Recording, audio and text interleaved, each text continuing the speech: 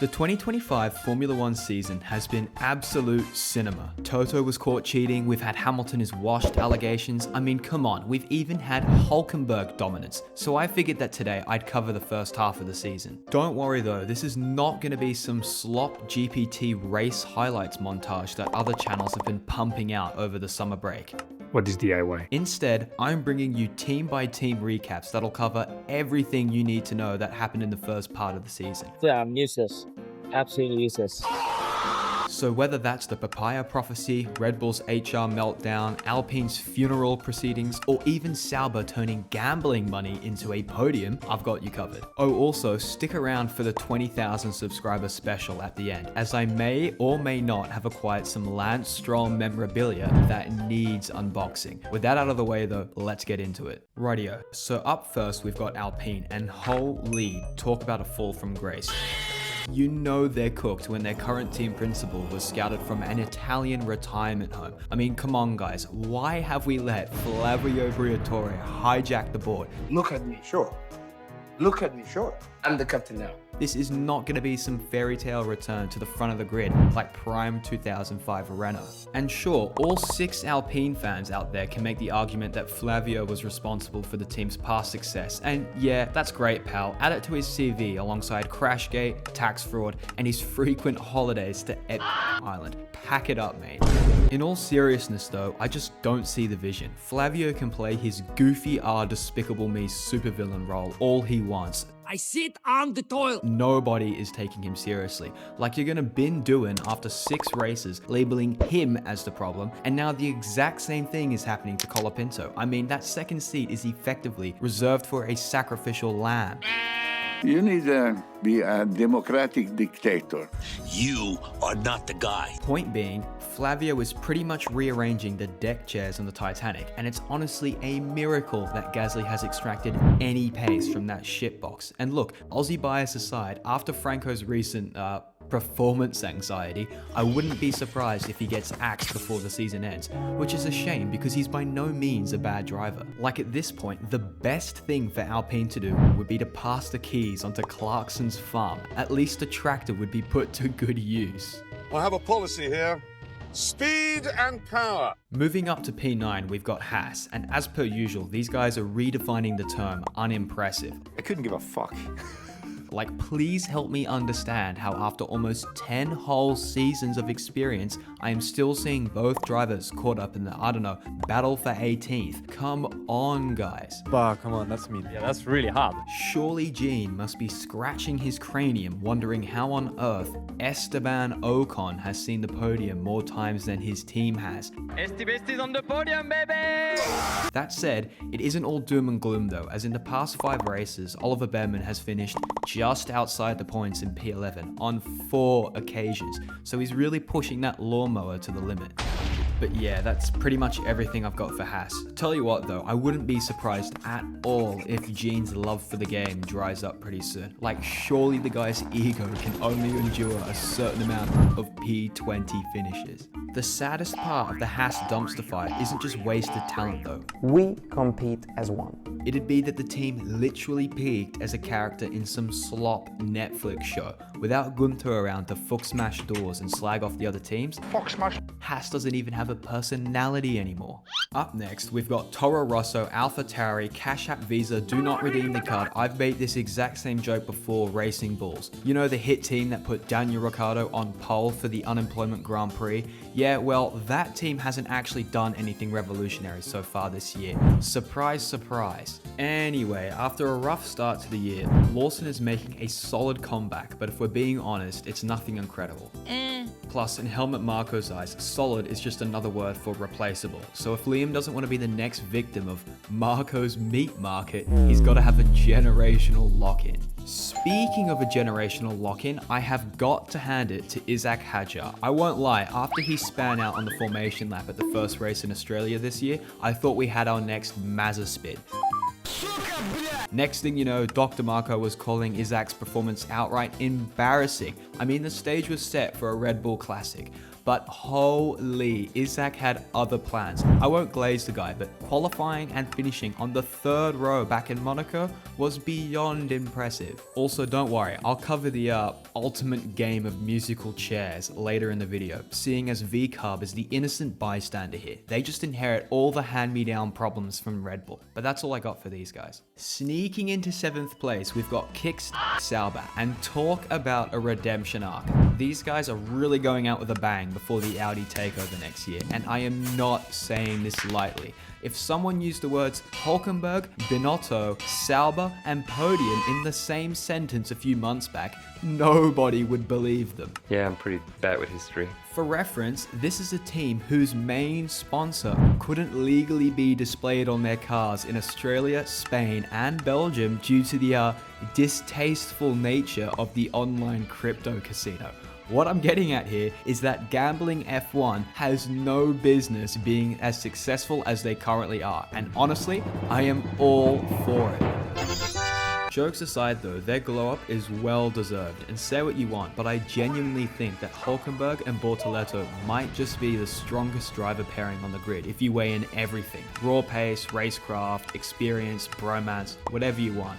However, do not think for a second that I have been converted to a kickstake enthusiast. That'd be pushing it. Got you there, didn't I? Just remember, this is the same team whose pre-race warm-up used to be 5 sets of the rain dance, followed by a race strategy of pray for the safety car. So unfortunately for them, I cannot say I'll be parting ways with £79 to rock their team polo. Up next, we've got Aston Martin. What happened, guys? Don't know. I swear to God, this team has been gaslighting the entire F1 community to board their hype train, and it has still not left the station. Like, I know I'm not alone when I say that Alonso's 8 podiums in 2023 might as well be a museum exhibit at this point. Now, I am being a little bit harsh though, as the team has made quite the comeback this season. I've got no idea what sort of dark magic Adrian Newey was using this time, but somehow he transformed one of the slowest cars into the midfield champion within 100 days. I'm not even exaggerating. Back in Miami, the Aston Martins were the last 2 cars to finish the race. And then next thing you know, in Hungary, they're running P5 and P7. Absolute cinema. On that note, I cannot believe that I am saying this, so brace yourselves. But why is Lance Stroll actually cooking this season? Really? He claims that? Full disclaimer, part of my JOB description as an F1 YouTuber requires me to hate on him, so I'll get that out of the way first. Somehow, he managed to turn practice in Monaco and Canada into a demolition derby. So yeah, that was a certified Stroll classic. Good stuff, lad. I'm extremely angry. But I shit you not, these are the only true moments of textbook Stroll that I've got for you. And as much as it haunts me to say this, the numbers don't lie. Out of the 52 points Aston Martin currently has, Stroll and Alonso are each responsible for half. In fact, he's impressed me so much that I may or may not have purchased some memorabilia signed by the French Canadian, so stick around for that. Let's get him in the room.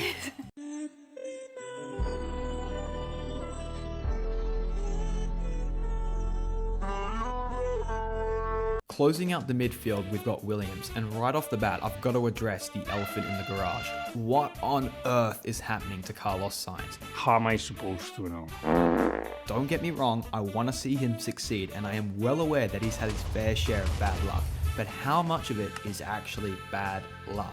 Well, to all the D1 Sainz haters who are watching, if you even exist, I'm sorry to burst your bubble, but Carlos is not washed. He's genuinely been cursed this season. Like, the guy's been full box in qualifying, given Ferrari level strategy calls, and don't even get me started on their reliability issues. Like, at this point, I reckon a 2004 Range Rover has a better chance of finishing the race. And look, I'm not trying to glaze the guy. All I'm saying is that I reckon his season will get better. As for Albon, I must say I feel for the guy. You can see the pain in his eyes as he knows well that his biggest battle this season is not with Mercedes or Red Bull. It's with the car underneath him. Okay, I don't really want to make jokes here, but seriously, bro is dragging a Duracell-powered shopping trolley into places I didn't think possible. Wow! Given that he's also had his fair share of bad luck this season. Point being, I just hope that Williams remember that they were the team to top preseason testing in Bahrain and have no business retiring both cars in a single race due to mechanical failures. So if you're listening, Mr. Vowles, put the fries in the bag. We do not need to be yapping on podcasts about how Williams is going to win so much that they're going to be tired of winning. Fix the car. He's 6'7". Right, now we've got Red Bull, and believe me, I know a sinking ship when I see one. The only thing I really don't understand is why Max wants to go down with the Titanic as the entire crew has already jumped overboard. In the past 2 years, Red Bull Racing's Chief Technical Director, Chief Engineering Officer, Sporting Director, and Head of Strategy have already fled the scene in a lifeboat. And next thing you know, Christian Horner was forced to walk the plank. Alright, I'll stop dragging this 7 C's metaphor, but you get the idea. I simply cannot wrap my head around why Verstappen is willing to remain at Red Bull next year. Because, spoiler alert, I don't care what propaganda Helmut is throwing in front of Max. There is no way he wins another championship in a Red Bull. You should never say no, you know? Anyhow, look, I'll stop there. I'm not really about speculating on this channel. Like, at the end of the day, if anyone could win a championship in a wheelie bin, it'd be Max Verstappen. The guy is the final boss of motor racing. Well, this is your 100th podium, achieved in just 188 starts. Can we just get your reaction to that? That's 88 missed podiums. The only other thing worth talking about here is the ancient curse of the second Red Bull seat. But if I'm being honest, waffling about this is low-key a waste of time, and I've already done it in another video. In short, whilst none of Max's teammates in recent seasons have been better than him, none were outright bad drivers. You know, I never really read anything about Formula 1, so I don't know. The problem is that the Red Bull is entirely retrofitted to Max's preferences, which is why Gasly, Albon, Perez, Lawson, and now Tsunoda will never be able to extract the same pace. Up next, we've got Mercedes, and these guys are on track to finish P2 in this year's standings, which is a massive step up from P4 last year. Oh, and I say P2 and not the current P3 that they're in, because let's be honest, I would rather bet on a Latifi comeback rather than Ferrari beating Mercedes. No hidden talents, no visible talents. Stay humble. Moving on, I'll tell you who is really impressing me this year, and that's both of the Merc drivers. Firstly, I know Kimi isn't exactly matching George, but cut the guy some slack. The movie Cars is older than bro. He's got no experience compared to his competition, and sure, this excuse won't last forever, I get that.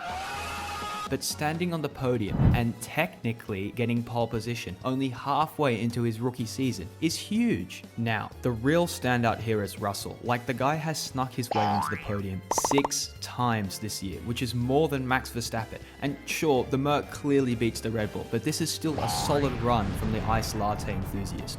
I just like comparing these two because I don't think I'm alone when I say a Russell vs Verstappen championship is what the people want. I couldn't give a rat's ass about the papaya civil war. On that note, another thing I've really struggled to understand this season is why people are entertaining the idea that George should be axed and replaced with Verstappen. Now, I'm not stupid, I'm well aware that Max is probably better than him, and on top of this, Russell has a tendency to wind up in the wrong places, meaning that he's not everyone's favorite driver. Yeah, okay, great, but how does this warrant hating on him?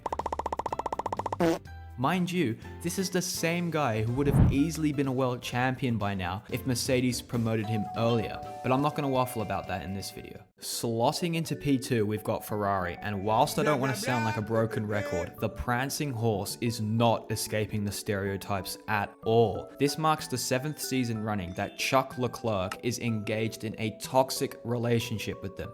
How did I do? Okay. And even though we're just over halfway into the season, Chuck Leclerc has already had his annual dose of Ferrari wisdom over the radio.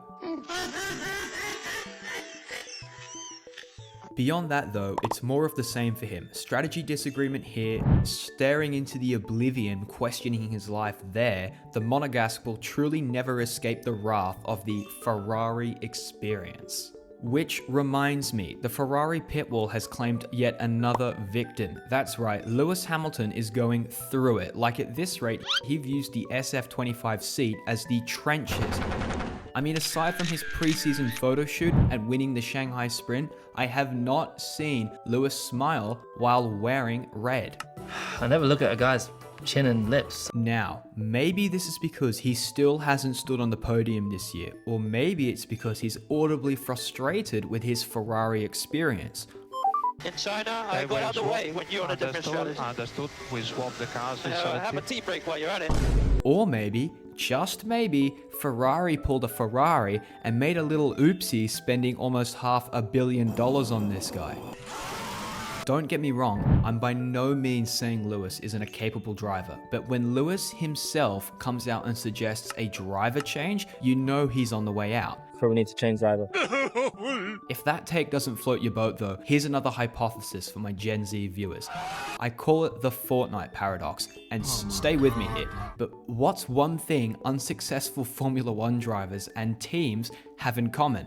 Honestly, I have no idea. You can find them both in the item shop. Now, that's what I call karma. Alright, I'm only joking. In the words of F1's favorite climate activist, everybody's a Ferrari fan, and that includes myself, so I'm wishing all of them a speedy recovery. That brings me to McLaren, and holy, talk about a rags to riches speed run. Where on earth was Zach Brown hiding this rocket ship when Fernando, Carlos, or my GOAT were behind the wheel? Talk about right place, wrong time. Anyway, look, I'll stop being salty. I don't half mind watching the McLarens battle it out for the championship. And yeah, I know this is a hot take, but the team's usage of papaya rules this season has been pretty fair, and that is coming from a Piastri fan. Mind you, I'm not just dismissing all of the preferential treatment rumors within the team, but I don't really want to milk the whole British bias fiasco at the moment. Because that's an entire other video I'll definitely not be making right after this one.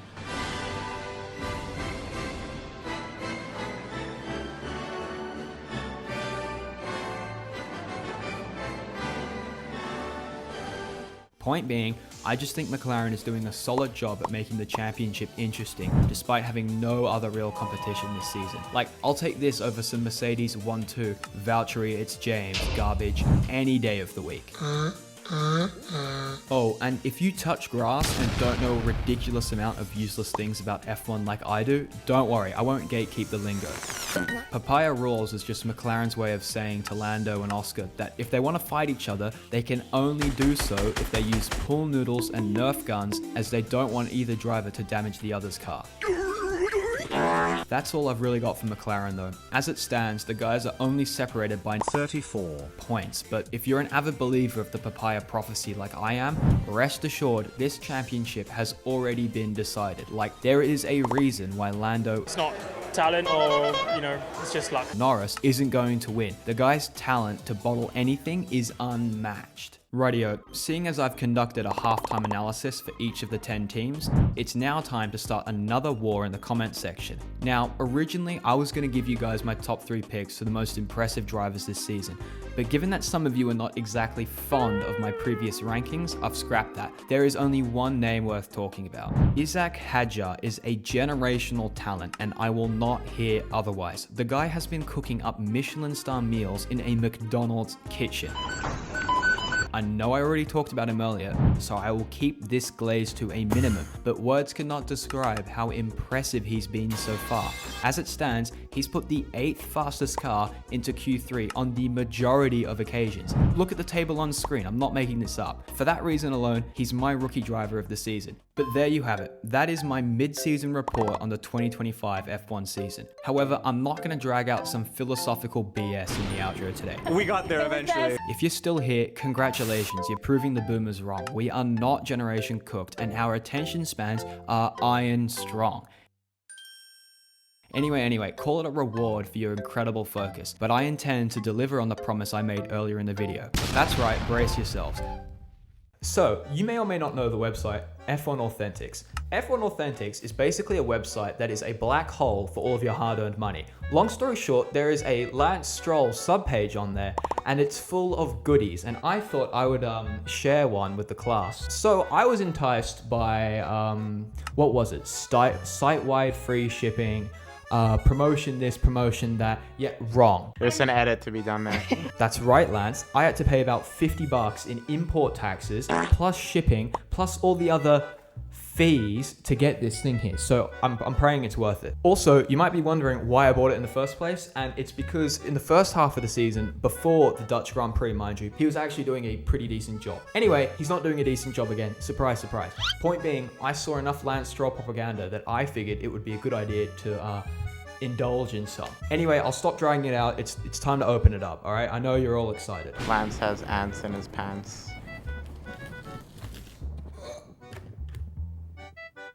That's not good. I think I've worked out the best way to open it. There's another box inside the box.